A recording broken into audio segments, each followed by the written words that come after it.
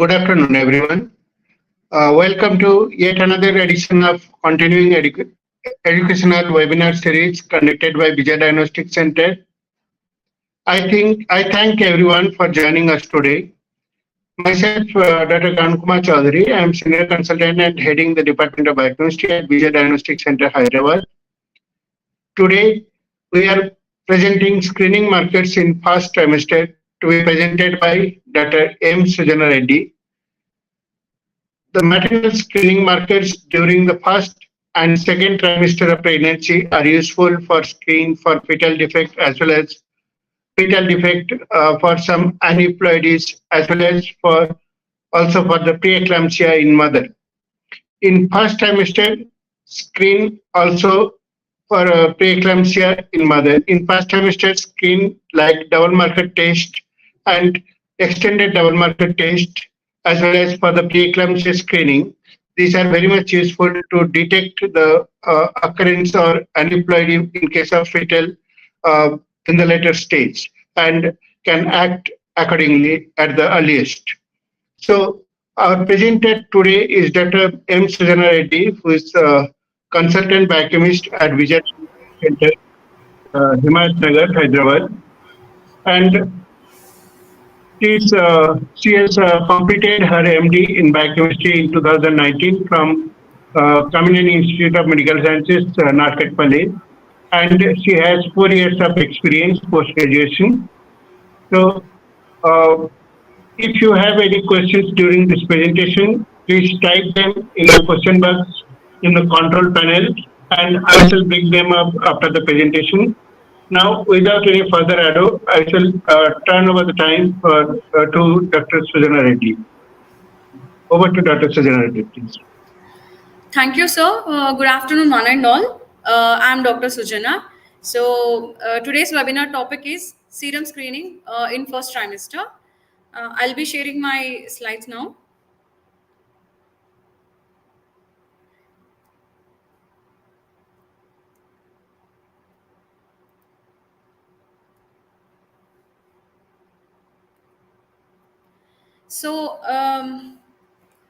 So here our topic is screening markers in first trimester.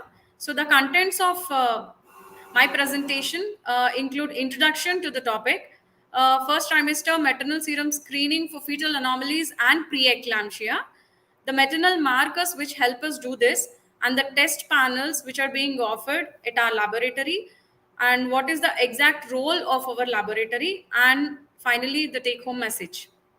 So, introduction to the topic, the fetal anomalies. Fetal anomalies or birth defects, they can be structural or functional, which occur during intrauterine life. The causes of these anomalies could be genetic, infectious, nutritional deficiencies, or environmental factors. So, the birth defects can cause newborn and childhood deaths, chronic illness, and disability.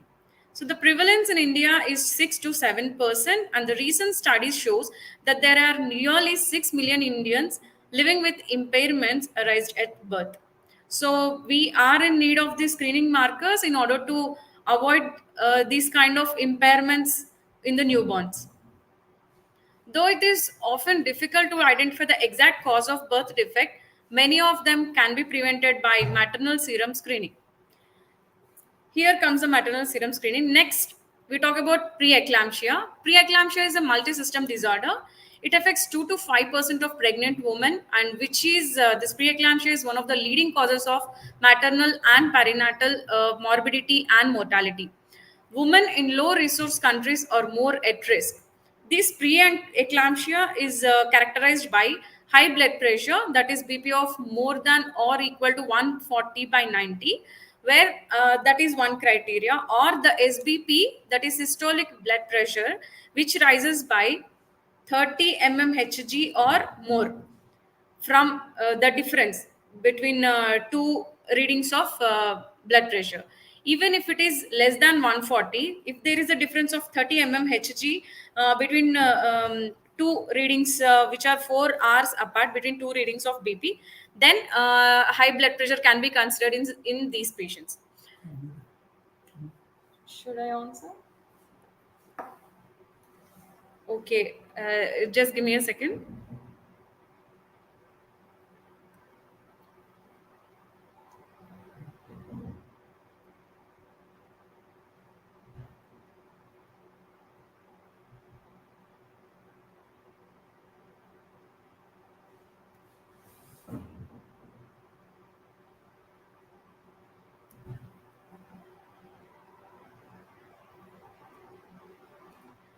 So the criteria coming back, yeah. So this preeclampsia, it is characterized by high blood pressure, as I told just now, and including the impairment of any another organ system like liver impairment or renal impairment. And this preeclampsia usually it begins after 20 weeks of pregnancy in women whose blood pressure had been normal before. So along with that, the symptoms show that there is a weight gain, significant weight gain, edema, and also hypertension previously. So identification of women with preeclampsia, it allows healthcare providers to reduce the risk of other complications like eclampsia, landing into eclampsia, maternal, cerebral, vascular, hepatic, and also renal complications. Even this can be done. This identification can be done by maternal serum screening. So, what is exactly the maternal serum screening? The blood tests offered to these are the simple blood tests which are offered to the pregnant woman, wherein the measurement of proteins which are produced by fetus or placenta in maternal serum, these are called as maternal markers. It is the measurement of these proteins are done is done to detect the risk of having a baby with chromosomal abnormality or fetal aneuploidy, and the risk of developing early onset preeclampsia in mother. Aneuploidy is having one or more extra or missing chromosomes leading to an unbalanced chromosome number in the cell, which finally leads to structural and functional abnormalities of the baby. So, why this maternal marker screening has to be done? It is to done for the reassurance, mainly for a low risk pregnancy. The woman can be happy if she knows that the baby is not affected by any congenital anomaly. And if the risk is identified, to know the level of risk associated with different disorders, which helps the healthcare practitioners to make advanced decisions in preventing or lowering down the effect of these disorders, thus decrease complications associated with next subsequent pregnancies, and finally improving maternal and fetal health outcomes. So the final goal of maternal marker screening is improving maternal and fetal health outcome. Who are to be offered for this test and when? So, all pregnant women, irrespective of the history, can be offered for this test. The choice of the woman depends upon desire for information about fetal congenital risk before delivery, bad obstetric history, family history, the number of fetuses in the womb, and different IVF pregnancies. This is usually, ideally, this first trimester screening can be done from 11 to 13 weeks plus 6 days. This is the ideal time where this first trimester screening can be done. It can also be done from below 11 weeks, from 9 weeks also, but it will not be more appropriate. So the first trimester maternal markers are coming to the main maternal markers, the free beta HCG, which is a major gestational hormone. It is generated in syncytial trophoblast of the placenta. So placenta secretes this free beta HCG mainly. This is present in only pregnancy. It appears in the blood and urine as early as 10 days after conception. In pregnancy, the level of beta HCG increases till the end of first trimester up to 60 ng per ml, then gradually decline over the rest of the pregnancy. We know the pattern of this beta HCG, so we can know the normal levels, and if any abnormal levels are there of beta HCG, we can suspect a congenital anomaly. In Down syndrome, this beta HCG levels are very much increased, and in Edwards syndrome, it tends to be lower. The next marker is PAPE, that is pregnancy associated plasma protein A. It is produced again by placenta. These levels in pregnancy starts from 7th week of gestational age and increases significantly throughout the pregnancy and then decreases after delivery. So this PAPE, this is also decreased, shown in decreased levels in Down syndrome and Edwards syndrome. The normal range raise throughout a normal gestation from 2.3 mu per ml at 10 weeks and finally reaches to 103 mu per ml at 33 weeks. So now we know the pattern of even PAPE, which is pregnancy associated protein. Next, alpha fetoprotein. This is primarily produced by yolk sac, and then it starts to raise from 10th week of gestational age, and by 13th week the synthesis of AFP levels is taken over by fetal liver and it continues up to 32 weeks. So in pregnancy, these levels tends to gradually increase and remain increased. In open neural tube defects like spina bifida and anencephaly, this is very high MSAFP, that is alpha fetoprotein, which raises up to more than 1000 Ng per ml. So in Downs and Edwards syndrome, the levels tend to be lower. So next comes our PLGF, that is placental growth factor. This is an angiogenic protein synthesized by placenta, and this is an important marker at 12 to 13 weeks of gestational age when PAPE becomes less informative. So studies show about 50% reduction in the number of invasive tests by adding this PLGF in the first trimester screening. So we consider PLGF also along with the other markers in the first trimester to know the betterment of baby and also mother. So PLGF levels normally are more than 100 picograms per ml. So if it is below 100, in between 12 to 100 picograms per ml, the levels are considered low and risk will be there, but not high risk. So if the levels are very low, if it is less than 12 minutes, then we can consider there is a high risk of anomalies, maternal and fetal problems. So now we have got all the markers. So the concentration of all these markers, they change significantly with gestational age during pregnancy. So this variability is huge. So in order to to cover this variability, these results are not expressed directly in their units, but they are converted into their moms, and then they are assessed in that way.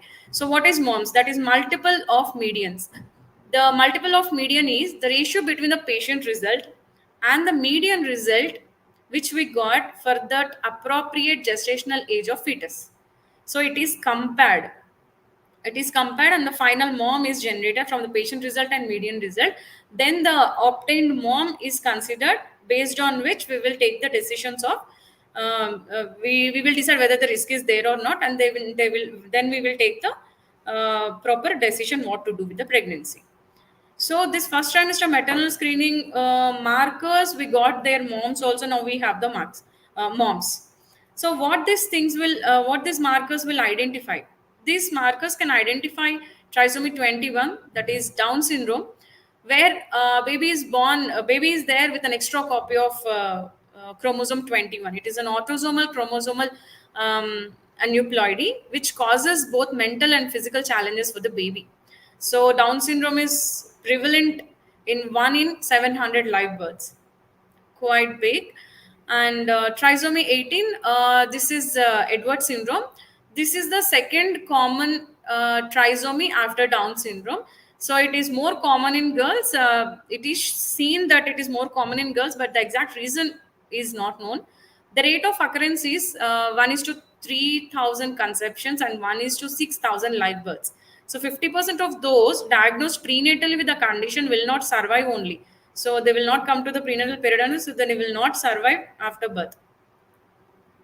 So trisomy 13 also we can identify by performing these markers. So that is Patau syndrome. The prevalence is 1 in 10,000 births. It is associated with intellectual disabilities and also physical abnormalities. Infants usually die within first few days or weeks of life. Only 5 to 10% survive past 1 year. Neural tube defects can also be identified, which affects usually 1 in 500 infants. The commonest form of NTD known as they are anencephaly or spina bifida. The neural tube beneath the backbone fails to develop. So high levels of AFP is seen in neural tube defects, and AFP is more specific to neural tube defects. Now we know, so what are all the things, what are all the syndromes we can the risk of the syndromes which we can identify through performing all these markers. So screening tests do not look only at results, okay, from the blood test, but also compare a number of different factors. So what are all the different factors we'll see. So then the estimation will start, estimation will start, and we will know a person having chances of any abnormality. So what are all the different factors we have to consider while doing this maternal marker screening? So to obtain a complete report, proper complete report, the patient's date of birth, specimen on which day it has been collected, the gestational age according to ultrasound report, weight at the time of sample collection, the ethnicity in Southeast Asians and also in Caucasians, it will change. So ethnicity is mandatory. Smoking status of the patient and insulin dependent diabetes status, whether the patient is insulin dependent or not, we have to know that also. And whether the sample is a repeated one or a fresh sample, this also we need. And the number of fetuses in the womb we need to know, and the history of the previous pregnancies, if any unborn, if any history of any abortions or a child born with the Down syndrome, those in history, that history is mandatory, and IVF details if any, and radiological findings.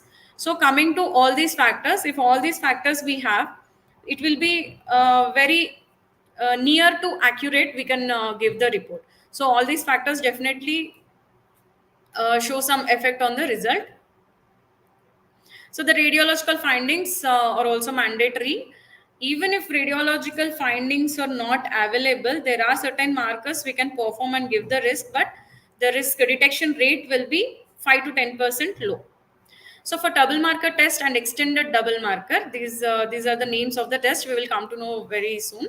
So for double marker and extended double marker, the crown rump length, that is CRL, which is acceptable up to 83 mm. This we can find from the ultrasound report. The nuchal translucency, the space above the neck, behind the neck, the nuchal translucency, and the presence or absence of nasal bone. These three things are mainly important from the ultrasound report in order to calculate the risk. So for preeclampsia screening, we need uterine artery pulsatile index. Okay, and BP of both arms and mean arterial pressure are also mandatory in order to calculate the risk for preeclampsia. So there are few studies which show that the detection rate will be good and better if radiological findings are added. So here there is a study which is showing the Down syndrome screening in the first trimester with additional serum markers. This study has been carried out in India. So first trimester screening using 4 serum markers. This can be carried out in India. The 1T quad, this is the nomenclature basically given to it, in which we do perform screening. Okay, we estimate the levels of PAPI, free beta HCG as a double marker, plus PLGF and AFP. So adding these two markers, PLGF and AFP, to double marker, it is called as extended double marker, and which shows the detection rate as 80% with a 5% false positive rate. Adding NT, the radiological finding, nuchal translucency, adding NT to this test, a 1T quad test, will be increasing the detection rate up to 95% with same FPR, false positive rate of 5%. So the biomarker screening and preeclampsia risk, if we see here, the preeclampsia risk biochemistry, the biochemistry or the biochemical markers along with MAP, that is mean arterial pressure, and uterine artery pulsatile index, that is less than 34 weeks of gestational age, in case if this study is done during that period. So maternal history plus PAPE plus PLGF will contribute 74.3% of detection rate, and maternal history along with PAPE, PLGF, MAP and UTPI, that is mean arterial pressure and UTPI, will contribute 93% of detection rate with 5% false positive rate. So this is also a test which is successful, showing that adding more markers and adding radiological findings will increase the detection rate. So now we know all the tests and markers we know. So what our laboratory is doing, the role of our laboratory, we are offering these following test panels at Vijaya Diagnostic Center for first trimester screening. The first one is combined double marker screening, that is PAPE, free beta HCG plus the radiological finding, nuchal translucency. The second one is extended double marker test with NT, that is PAPE, free beta HCG, along with PLGF and AFP plus nuchal translucency. Pre-eclampsia screening test, that is PAPE and PLGF. So PLGF and PAPE, these two together can predict pre-eclampsia with a good detection rate. So let's see the process flow, how the process takes place at Vijaya Diagnostic Center. First, we will ask the test requisition form, which have all the demographics of the patient, along with the informed consent from patient. Next, the sample is drawn. The sample is tested for these markers, and all this data, the demographic data, ultrasound data, and also the sample marker levels which we got through the machine, these all this biochemical data will be entered into software, and finally the calculation of the levels, calculation of the risk, and validation of the results.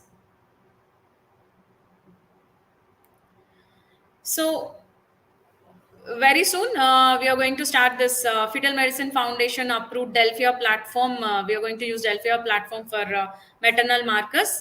This is Delphia, that is dissociation enhanced lanthanide fluorescence immunoassay, which is FMF approved. So along with this, the software which we use for this thing is life cycle software, that is 7.0 version. So it is going to be started in Vijaya Diagnostic Center very soon.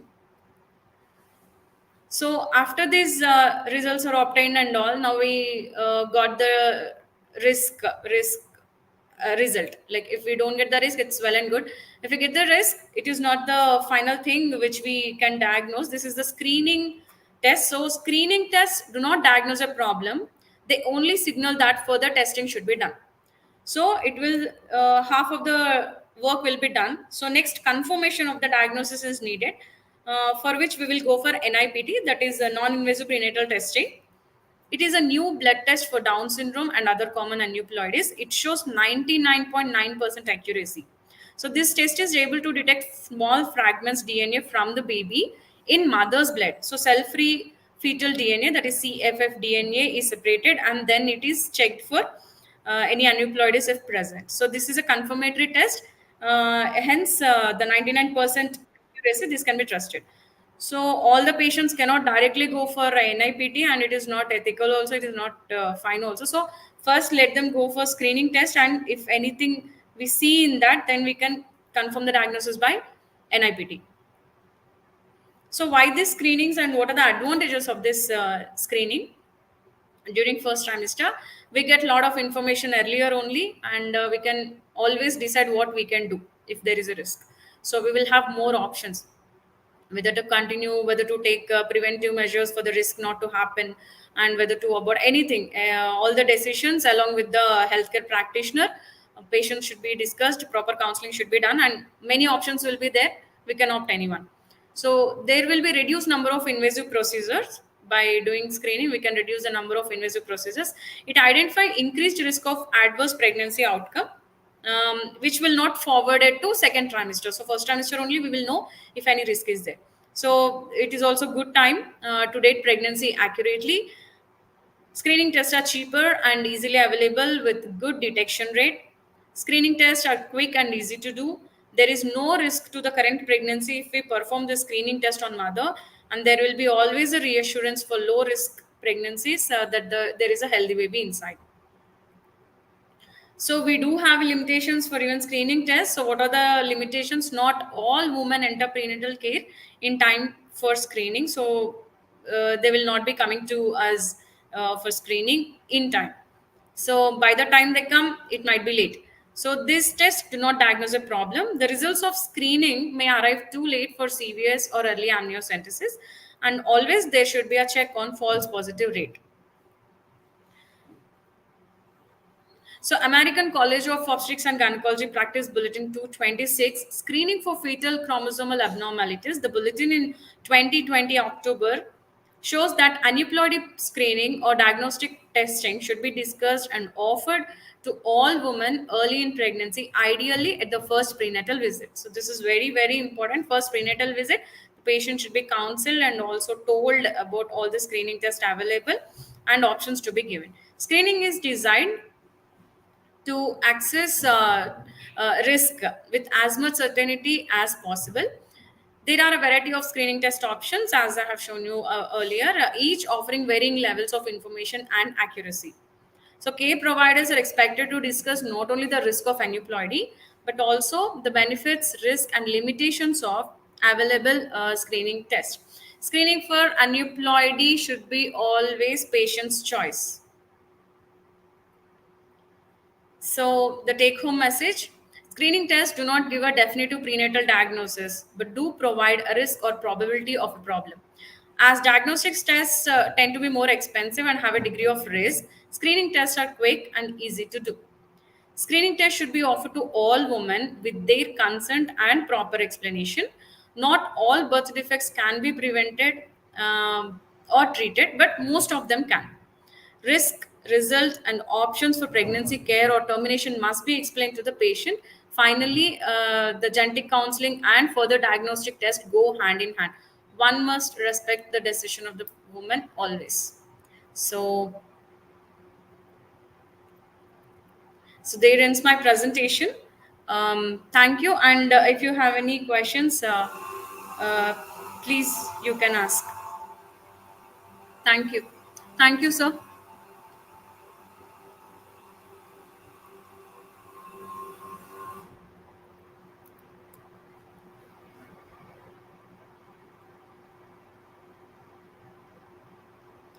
Sir, you are on mute. Sir, you're on mute, sir. Thank you, Dr. Sujana, for your elaborate presentation.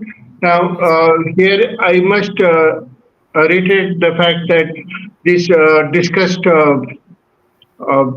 markers, screening markers, are only screening test, whether it is extended first trimester screening or double marker conventional double marker screening or preeclampsia screening test.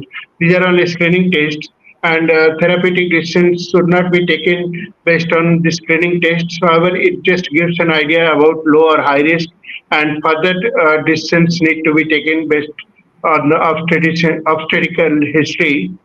And here I could see some questions in the control panel. One question is like, what is the ideal gestational period to go for this first trimester screening? Ideal gestational age is 11 weeks to 13 weeks plus 6 days, sir.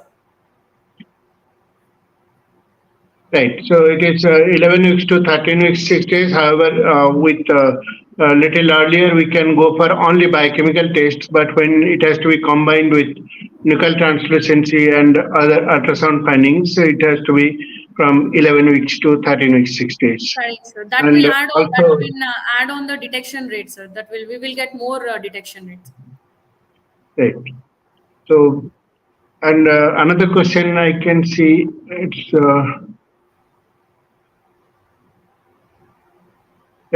in how it is advantageous that extended first trimester screening, how it is advantageous over the conventional double marker screening test. So double marker screening, we have PAPE and free beta HCG, sir. So by adding these other two biomarkers like placental growth factor and alpha fetoprotein. So adding two markers will be the detection rate will be increased by 4 to 5%, sir. And because PAPE will be decreasing, say 13 weeks, by the 12 to 13 weeks, PAPE will be decreasing, by which this PLGF will be starting. So even assessment of PLGF and AFP, there are studies which shows that adding PLGF and AFP will increase the detection rate. Thank you. So there could be some more questions coming in a while. We shall address that as and when it comes. The question comes. Now, thank you for your presence here for this webinar, and also I must thank Dr. Sujana Reddy for the elaborate presentation, and thank you again for joining this webinar series conducted by Vijaya Diagnostic Center. So, see you in our next webinar presentation. Thank you. Yes. Thank you, sir.